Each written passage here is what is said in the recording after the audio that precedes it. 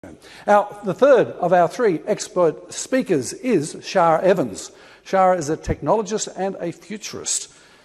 She fuses her engineering background with an understanding of how society is likely to respond to new technology. She's also founder and CEO of Market Clarity, an award-winning technology analyst firm, and a regular commentator on things such as AI. Ladies and gentlemen, please welcome Shara Evans.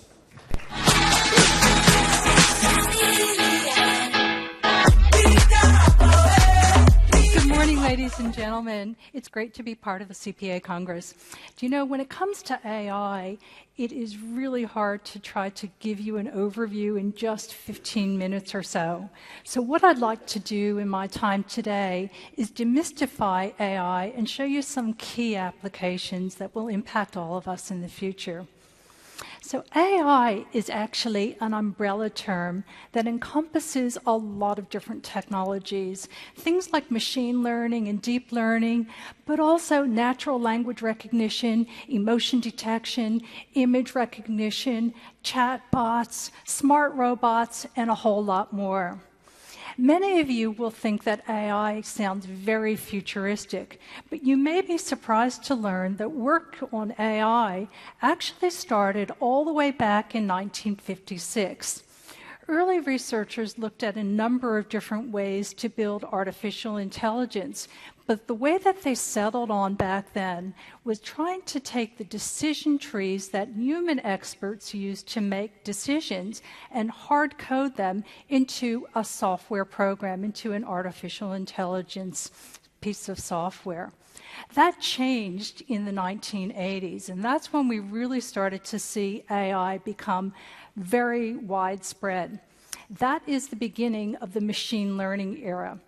The thing that's different about machine learning is rather than hard coding things directly into AI, what you're doing is training an AI based on inputs, data. Now, with machine learning, it still requires human intervention to be able to do this kind of training. For instance, if I wanted to train an AI to recognize a stop sign, I would be programming in the borders of the stop sign and the fact that it's red. In the early machine learning era, we started to see things like spam filters become very prevalent in society, being able to do predictive type of analysis. One of the big breakthroughs in the early machine learning era happened in 1997 when IBM Big Blue won the chess match from Garry Kasparov, the reigning chess champion. Things started to get really exciting, though, in 2010, and that is the era where we started to get into this whole deep learning space. Now, the difference between deep learning and machine learning is that with deep learning, the AI starts to train itself. The way that you train it is by throwing lots and lots of big data at it. And it's because of this data explosion that we have that we're starting to move into this era. One of the early milestones in the deep learning era happened in 2011 when IBM Watson won the Jeopardy game. It used a combination of learning lots of information, trivia, really, to win the game, as well as natural language processing to be able to compete with the other contestants. Now, things really hotted up, however, in 2015. In 2015, researchers discovered that by using specialized chips to do parallel processing, and specifically for graphics, as well as having this explosion of big data, the machines were able to start learning at a much, much faster rate than ever before. In 2016, we saw another breakthrough that was thought to be one of the pinnacles of AI learning, and that is when Google's DeepMind started to learn how to play Go and actually won 4 out of 5 games against a master champion. Artificial intelligence is already big business. In 2016, it was estimated that the business was worth between 1.4 and 8 billion US dollars. By 2020, IDC estimates that this will be worth 47 billion US dollars. And by 2025, the market is expected to be at least 60 billion, according to Tractica. I actually think that that's a bit conservative and that it will be worth a whole lot more. One of the areas that will impact many of you in this room is a subset of AI called robotic process automation. And with RPA, what we're talking about is being able to replicate anything that a human being can do with a keyboard or a mouse, whether that be opening, reading emails and attachments, copying things to and from databases, scraping data from the web, monitoring social media trends, doing calculations, anything that you can imagine. In the finance world, what this translates to is being able to do things like general journal ledger entries, being able to reconcile journal accounts, being able to audit expense reports. In a recent report that I read from Deloitte, they estimated that RPA can be 15 times more efficient than a human is at these repetitive tasks. And depending on the function in which it's deployed, the savings can be as high as 90%. So what this means for people who are involved in doing these types of repetitive tasks is that you will need to start thinking about value add. How can you take this data that you have and use artificial intelligence as an assistant to help you derive customer insights and market insights that you can provide to your customers and become a trusted advisor? It's a shift in the kinds of things that many people will be doing. And this will impact a lot of different industries. Another example is out of the legal industry. And this particular picture is a snapshot from a Kira due diligence engine. And it's used in mergers and acquisitions. And what Kira does is that she is able to find particular clauses like assignment or bankruptcy or termination and identify them across hundreds or thousands of different documents very, very quickly and highlight them so that a human can double check things and to see what is in tune with corporate guidelines or what may be out of bounds. Another example in the legal industry comes out of the UK from a bankruptcy firm. In the UK, Ross is being used to go through the thousands and thousands of documents that lead up to a bankruptcy and distill things to the nit of why it believes the bankruptcy occurred, then take this information and hand it off to the specialized lawyers who can then go back and examine the specific documents. It cuts the time of this process down from months to perhaps days. In another report that I recently read from Deloitte, they estimate that in the legal field, up to 39% of jobs, particularly paralegals, will be impacted by this type of robotic process automation.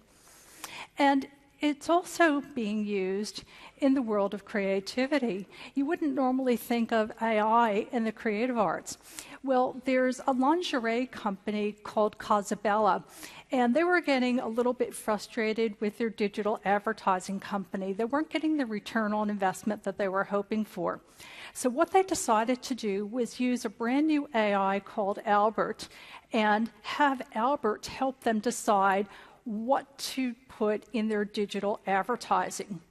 Within a very short time period, Albert found that ads that actually had pictures of people performed 50% better than ads that did not.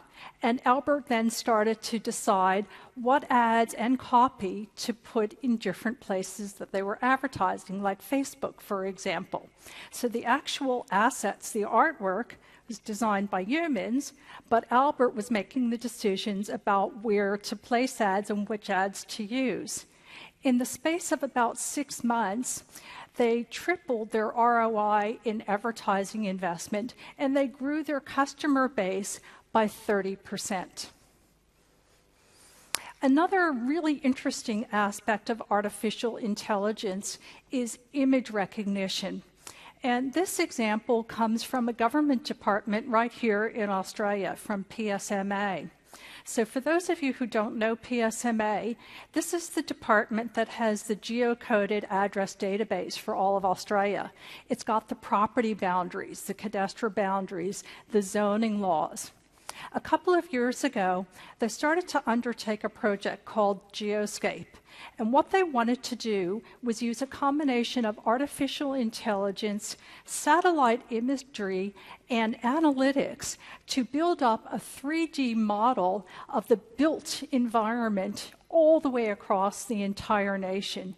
A hugely ambitious project that is actually live in a whole range of capital cities and regional areas right now. One of the early tests that they did was in Adelaide, where they decided to look at properties that had swimming pools.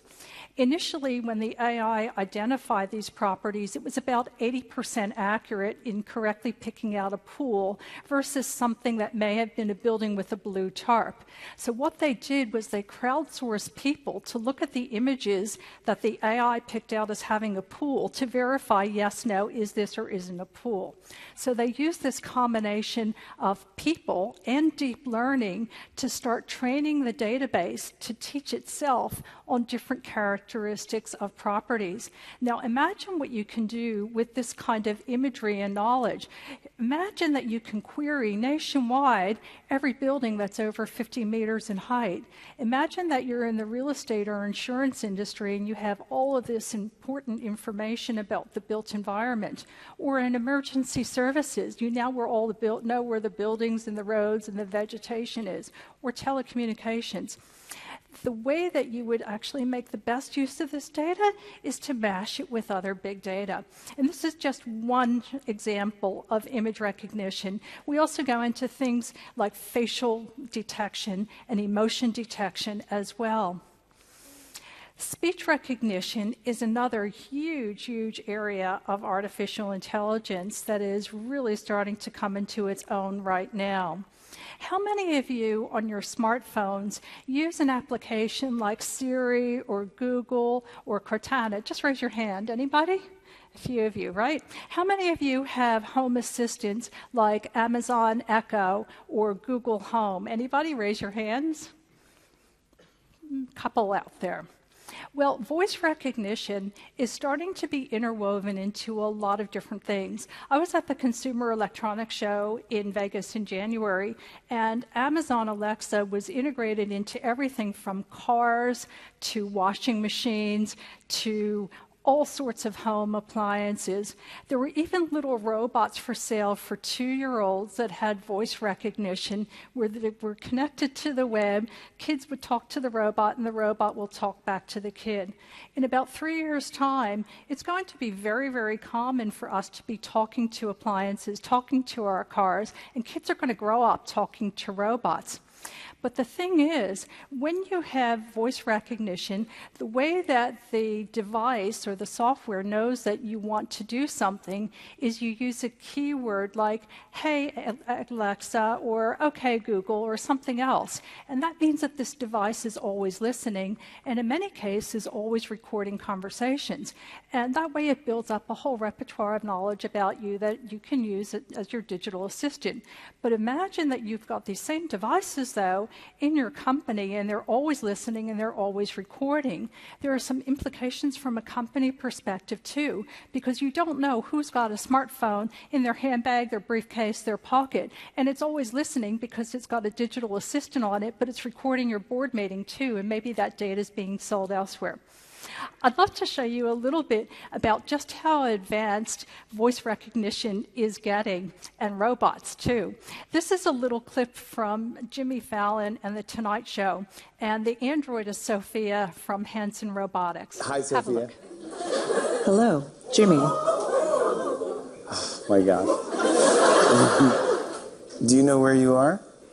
Of course. I'm in New York City, and I'm on my favorite show, The Tonight Show.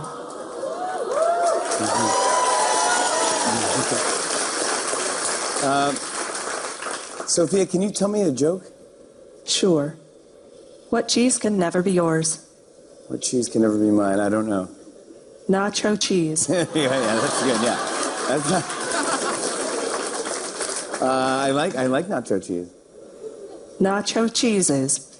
Ew. Gosh, dude, ew. I'm getting laughs. Yeah. Maybe I should host the show. In about 3 years' time, natural language voice recognition is going to get so close to being accurate that we'll take it for granted. So when it comes to AI, one of the things that many people don't talk about is the fact that as these neural networks that we're building get bigger and bigger and bigger, we don't always understand from a research perspective how an AI is making a decision. So you've got all this data that you're throwing at it and you're teaching it with data, but then sometimes the AI does very unexpected things. One example that was published recently by OpenAI was an experiment they did where they had an AI that was using deep learning techniques to teach itself a video boat racing game. The objective of this game was twofold. One, to cross the finish line, but secondly, to do it with the most number of points. And the way that you got points was these green widgets pop up, and then you catch the widget, and you're supposed to just go over the finish line once you catch a certain amount. Well, the AI got absolutely obsessed on getting widgets, and it never bothered to cross the finish line. So it was going around in circles, it was crashing into other boats, it was crashing into the wall. It was doing everything except crossing the finish line. One of the things that the researchers determined is that in training AIs, we actually need to put in loops for reinforcement learning because frankly, right now, I reckon AIs are about a 2-year-old level. And one of the other things that they determined was that not only do we need to put in loops for reinforcement learning, that actually needs to be done by humans. We need to teach AIs to actually be good AIs and raise them in a way that we want them to be raised. And not only that, but we need to get a better understanding of what's happening in these neural networks, and in particular, be responsible for the outputs that come out the other end, because it's a little bit of a black box in the middle. There will be a lot of new jobs of the future that involve AI training and robot training. Along with that will be new jobs that also train AIs and robots to be more human-like. And here I'm talking about the heart space that we all care about, to be able to express things like emotion and listening and feeling and compassion. Today, we already have AIs that are able to read our facial expressions to pick up emotions. We have AIs today that are already able to pick up from the tone of our voice and the words that we use and the cadence of our words, our emotions, just based on our voice. We will have whole new jobs of people that literally get involved with raising AIs to be good AIs. So when it comes to the future, how smart can AIs get? Well, according to AI researchers, there is no upper limit that they will put on it. Think about that for a moment. No upper limit. There was a research conference early this year where AI researchers were asked to vote on when they thought that AI would gain human-level intelligence. Half of the researchers thought it would happen between 2040 and 2050. 95% of them thought that it would happen by 2075. We want to make sure we're raising good AIs that live alongside of us and behave responsibly. I hope you've enjoyed this little mini tour of the world of artificial intelligence. Thank you.